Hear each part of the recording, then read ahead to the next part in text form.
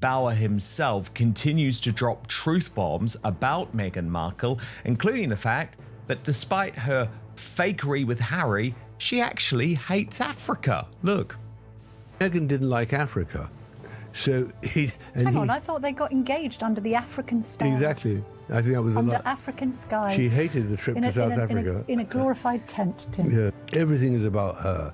The generosity is only about if I express philanthropic views, how it reflect on me. And I think that's fine for her, except that she's doing it at the expense of our royal family. And that, I think, is unforgivable. And that is why I've taken her on, because I'm a monarchist. I believe the monarchy is critical to Britain's survival. And everything she has done since she inveigled her way into the royal family was warned exactly what was expected of her as the Duchess, the wife of Harry, has been to undermine the very people who gave this third-rate actress credibility and status. Absolutely. I mean, the cost of living for them is enormous. I mean, the security alone, which they feel they need, must cost between $1.5 and $2 million a year. The upkeep of their home and their staff must cost at least another $2 million. And then there's the rest. So I think that they're running out of money. I mean, I've conservatively put their annual expenditure at $3 million, but for that they'd have to earn $4 or $5 million.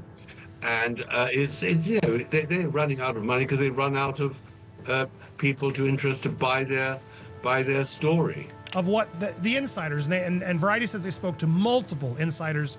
The mood in the building is, we're done, says a Netflix insider on the vibe on Meghan and Harry. Their bedside manner has ruffled feathers in meetings, and lackluster ratings for shows have led to doubts that e-commerce is the best way for Netflix to stay in business with the couple.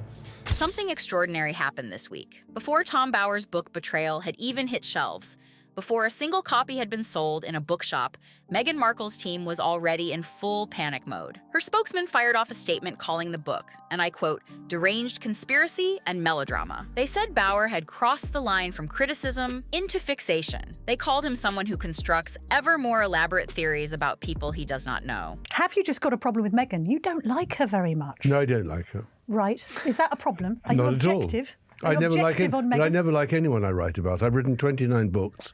I don't write about people who like me or I like them. My whole criteria for writing is not whether I like them, but these are people who are famous, seek to influence us, seek to profit from their fame, and seek in one way or another to manipulate their image as they stay up the greasy pole. Now here's the thing. That statement did not hurt Tom Bower one bit. It pushed his book straight to #1 on Amazon. And as the week went on with new financial data, a Netflix crisis, a charity meltdown, and a desperate acting comeback attempt all landing at once. What's your response to their response to the book? Well, I wonder what deranged melodrama is. I mean, I was very grateful for them to knock the book because it pushed the book to #1 on Amazon. But I think the idea that you can only write about people you know is just ridiculous because otherwise there'd be no history written. But more to the point, the Sussexes only will talk to people who repeat their own narrative. Yes. And who they can control. It became clear that Meghan's team hadn't just failed to kill the story. They had opened the floodgates. So today, we are going through every single bombshell. And trust me, there are a lot of them. So, of course, I don't deny at all I don't like her. I think she is a person who's done huge damage to the royal family, has been deeply, deeply inaccurate on many issues, and is of absolutely no value either to the royal family or society. But she just sucks from it, she takes from it and exploits it and profits from it. Let's start with the headline that set this whole story on fire. On March 6th, 2026, Netflix officially confirmed it was ending its partnership with Meghan Markle's lifestyle brand. As ever, the streamer had been an equity partner, meaning they had actual financial skin in the game, and they walked away. Now, Meghan's team immediately tried to spin this as a planned, mutual, empowering decision. Her spokesperson said, as ever was, ready to stand on its own. Netflix diplomatically said they were glad to have played a role. But here is what the numbers actually tell us. Meghan's lifestyle show With Love, Meghan launched in March 2025. Season 1 failed to break into Netflix's top 300 shows. Season 2 pulled in roughly 2 million views and missed the top charts entirely. According to Variety, it ranked 3,436th out of all shows on the platform for the first half of the year. For context, that is not a rounding error. That is a disaster. And the products? Even worse. Variety reported that Netflix was sitting on a surplus of as ever goods teas, baking mixes, jams totaling more than $10 million in value, sitting in a warehouse, unsold. Let's talk about the jam. How much of this bloody jam has she actually sold? Very little. Well, hang on a minute. It's been reported she's sold 27 million pounds. Absolutely untrue. How do you know that? Well, because we went to the factory that produces it. Did you? And went to the bottle manufacturer. And, the limitation, they never had that much. The real story, of course, is there are vast stocks of unsold jam. I mean, you mustn't believe everything they put out. The candles arrived to customers without wicks. The jam was described as watery and runny. Tom Bauer himself tracked down the actual manufacturers, not a charming farmhouse kitchen in Montecito, but a bottling plant in Ohio and Illinois. The jars were sourced separately. The strawberries Meghan lovingly described picking from her own garden, the product does not reflect that story. The jam, which was meant to be the strawberries picked in her garden and then lovingly turned into jam on the hob in her kitchen with Lilibet looking on, in fact is a spread manufactured in Ohio, Illinois, and put into a rather attractive jar. We tracked the jar makers down too. And they sold very few of the jars to the Illinois bottling plant and manufacturing. So of course not. That is why Netflix have finally admitted or revealed this week that they are ending their relationship with her, which I predicted in my book. And here is the kicker. The original Netflix deal signed in 2020 was reportedly worth around $100 million. By August 2025, that had already been downgraded to what is called a first look deal. That means Netflix gets first refusal on new projects, but there are no guaranteed paychecks, no more blockbuster advances. It is payment by results, and the results have not been good. Spotify went the same way. When that deal ended in 2023, a senior executive called them, on the record, fucking grifters. My book now is about the last 5 years when they're paying the price for betrayal, which is namely that they are desperate.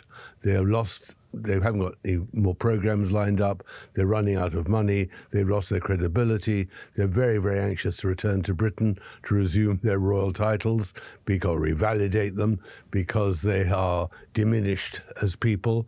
And so the whole book is a very different story and a new story. And I think the reason why people will be interested is because they're intrigued by the end game about the Sussexes. I mean, divorce, desperation, debt, everything. Hollywood has a long memory. While the Netflix story was breaking, something even more revealing was quietly emerging from Meghan and Harry's charity filings. The Archewell Foundation, now rebranded Archewell Philanthropies, which is itself telling, has just had its 2024 tax returns made public. And the numbers are alarming. In 2024, the foundation received just $2.1 million in donations. That compares to $13 million in 2021. Meanwhile, expenses and charitable grants reached $5.1 million.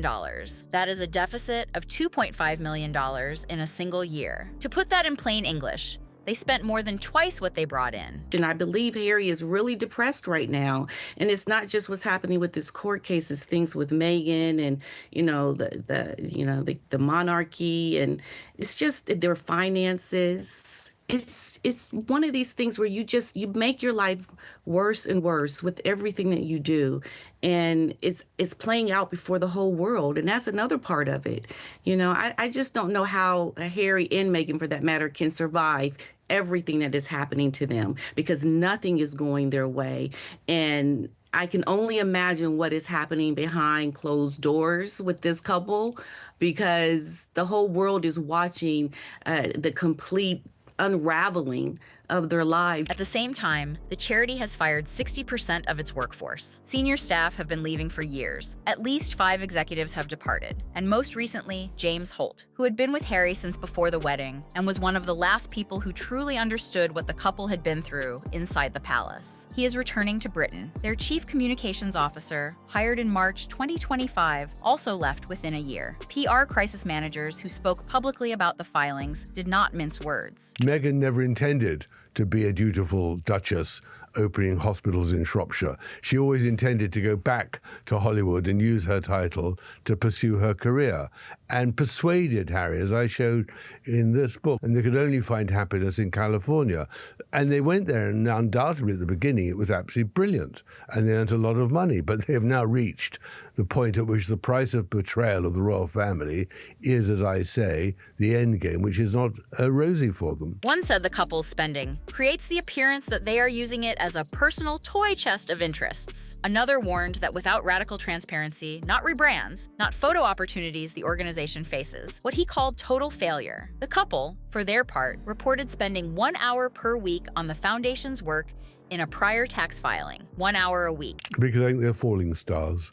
I think that's the whole issue, that they were globally, and they are globally known, but because of the way they behaved in the last 4 or 5 years, and as a price of betrayal, they are now, their reputation and their status and their fortunes are crumbling. Now, this is where Tom Bower's book goes further than any financial filing ever could, because Bower spent years gathering insider accounts, people who were in the room, on the ground, watching. Let's start with Colombia. Meghan was invited by the Colombian vice president, a woman who grew up in genuine poverty, in a mining village, whose own children had to be evacuated from the country under death threats. She invited Meghan hoping the Duchess would contribute to children's charities. Instead, Meghan gave a speech about how women must find their voices. She talked about herself. She mentioned how proud she was of little Lilibet finding her voice. She sat next to a woman whose family had faced real danger and talked about herself. Tom Bower described it plainly. She is so self-obsessed, so immune to anyone else's reality, that she cannot help but make everything, every room, every speech, every cause about her own story. She went to Colombia at the invitation of the vice president, a woman whose background extremely poor, left-wing woman who hoped that Meghan would contribute to her charities for children. And in a speech to a group of young people, she talked about how women must find their voice, how Colombian women need to actually be more powerful. And there she is sitting next to the vice president, who came up literally from an impoverished mining village, whose own children had to be sent out of Colombia because they were threatened by death.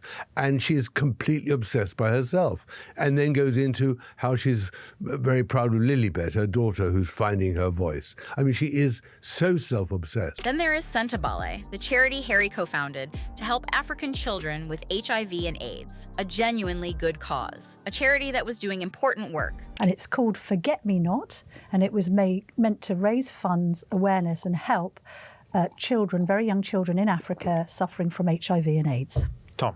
And it was a huge success in the ideas. They raised a lot of money. Then went a bit downhill because they had a bad director. Then they got a better director.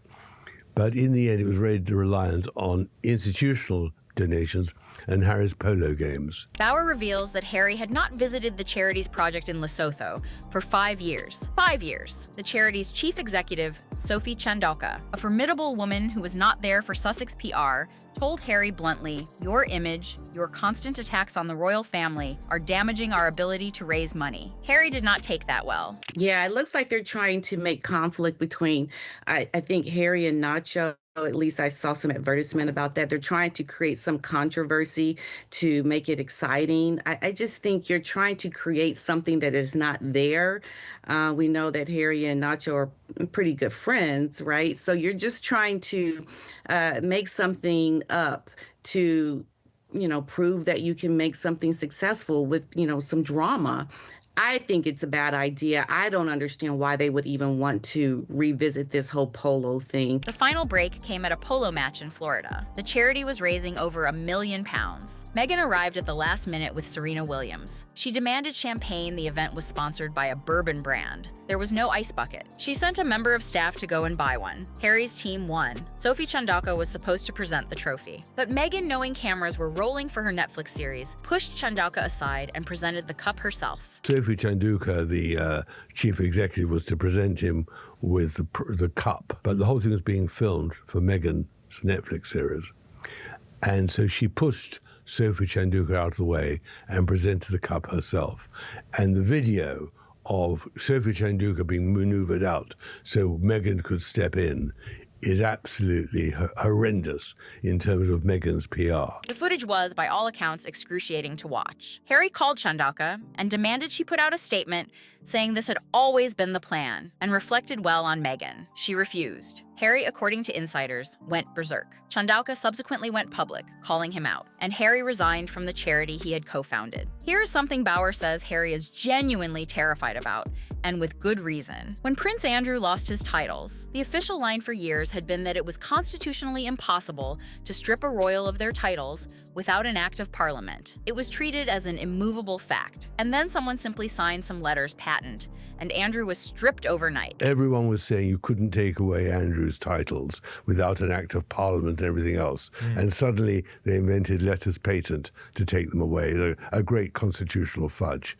I think Harry realizes that once William becomes king, he's in danger of losing his titles. Really? Absolutely. That constitutional impossibility turned out to be a fudge that could be undone in an afternoon. Harry knows this. Bauer says Harry is acutely aware that once William becomes king, which given King Charles's health could come sooner than many expect, he faces exactly the same fate. William does not want a rival hostile royal family operating out of California. He does not want Harry and Meghan continuing to monetize their Sussex titles, using royal status to sell jam and appear at paid events in Australia at $1,700 a seat. This Australian trip is already a total PR disaster before it has even began, with now headlines running throughout the mainstream media all around the world about the fact that Australians are revolting at what is being described as a pseudo-royal visit. And there is actually a signature, a petition, which now has 32,000 signatures demanding that public money isn't used. Now, what's so interesting is the Sussexes team immediately briefed back on the record saying, oh, no, this isn't going to cost Australians anything. But the problem is, no wonder Australians are worried, because they've seen what sort of grifters the Sussexes are, how they use left-wing governments to try and fund things that they do, how they've used the Colombian governments, the Nigerian governments, the Canadian governments, and are now demanding money from the British government. The thing is, people know.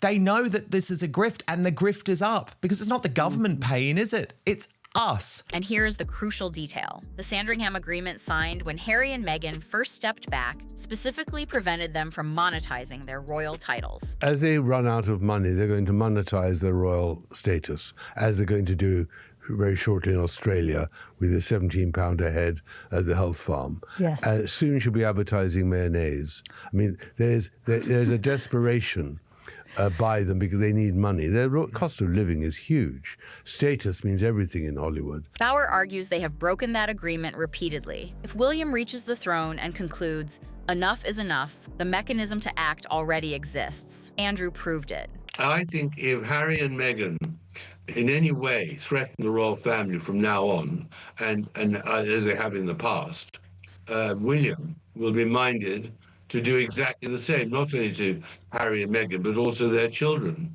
because he doesn't need a rival, hostile royal family in California. With the Netflix brand deal gone, with Archewell hemorrhaging money, and with paid appearances in Australia, representing the most visible income stream on the horizon, something interesting has started happening in Hollywood. Meghan's allies are briefing that she is planning a return to acting. Eric Roberts, Julia Roberts' brother, gave an interview this week saying, "Meghan, I will come back to acting and will blow everybody's mind." His wife, a casting director, said, "It is time. There is just one problem." Meghan herself told Variety in 2022, "I'm done. My intention is absolutely not to return to acting." She has been saying for years that acting is behind her. And Hollywood, despite the cheerleading from Eric Roberts, is not exactly rolling out the red carpet. And Meghan is not the kind of person that wants to show up and do her homework. She is so entitled in her mindset. And that is the worst kind of way of looking at things that you can have if you want to get back into the field of acting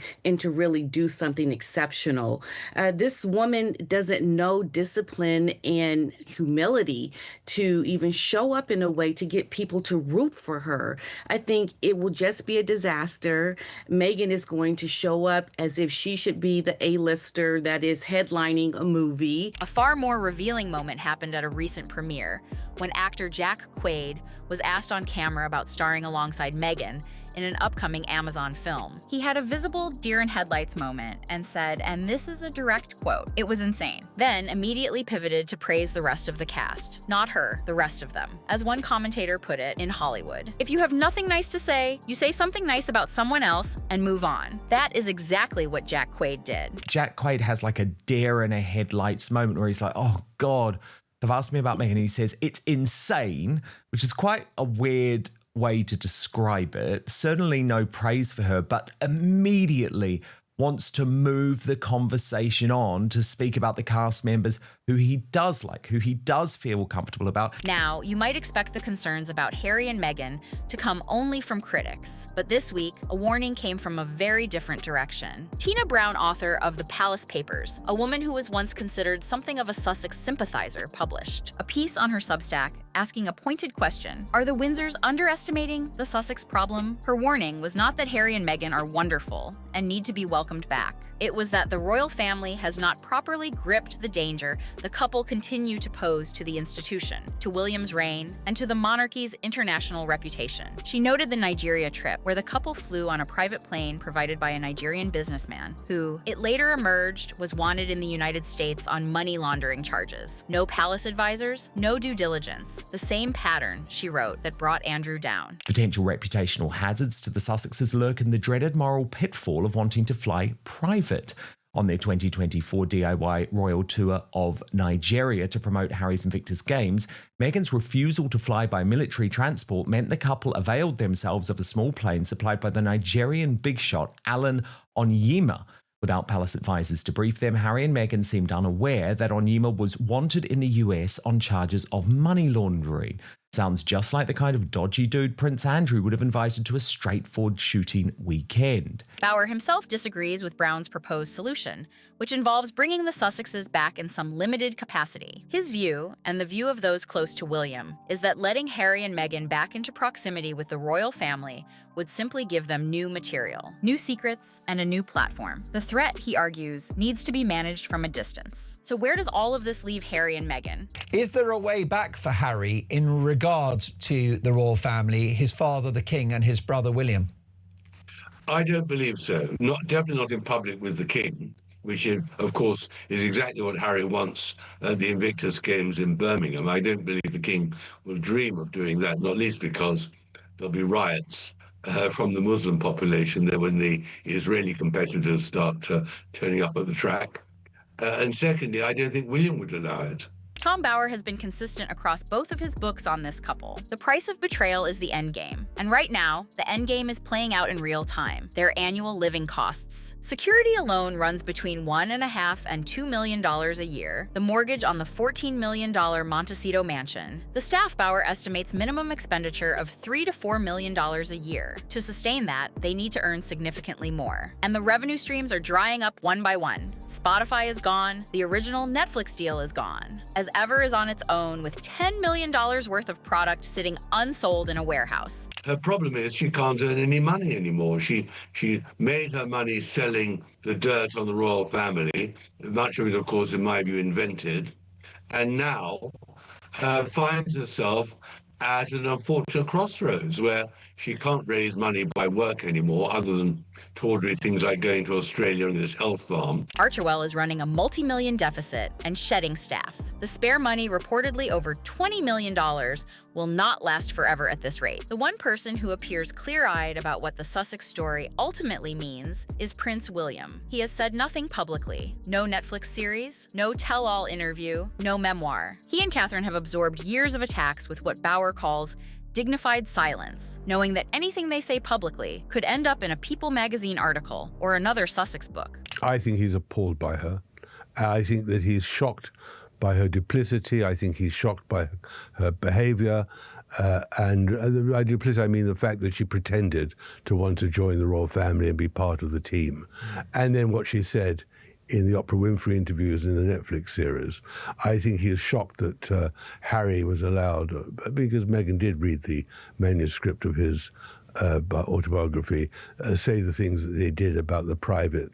I mean, whether William was circumcised and going, well, they were just dreadful things to put. But silence does not mean inaction. And when William becomes king, the question of titles of whether Harry and Meghan remain the Duke and Duchess of Sussex, whether their children carry royal styling, will not be a matter for public debate. It will be a matter for letters patent. The royal family knew long before the wedding that Meghan was going to be trouble. As I describe in the book, there was a very famous member of the establishment who every 3 or 4 weeks sat with Meghan in Kensington Palace for more than an hour, explaining to her the job of being a part of the royal family.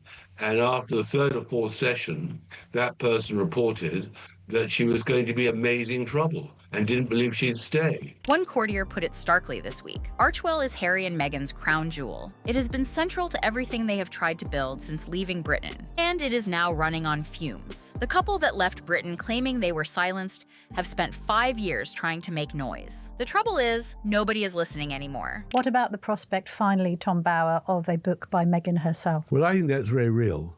And I think that she'll write a very, very good book. It won't be the truth, but it'll be a very good book. Hang on, it will be Meghan's truth. It'll be Meghan's truth. Like this is your truth, Tom Exactly. Bower. Well, no, my truth is subject to legal constraints. And the lawyers This is pour what Tim and over I it. say about our own truth. All truth is subject to legal constraints. Except hers won't be, because she'll have conversations with the Queen and other people which will be completely unverifiable and unchallengeable. And she could do and would do huge damage. But that is her ultimate get out of jail card, our ultimate source of money. And that more than any book, more than any interview, more than any jam that failed to sell, is the real financial nightmare Meghan is panicking about.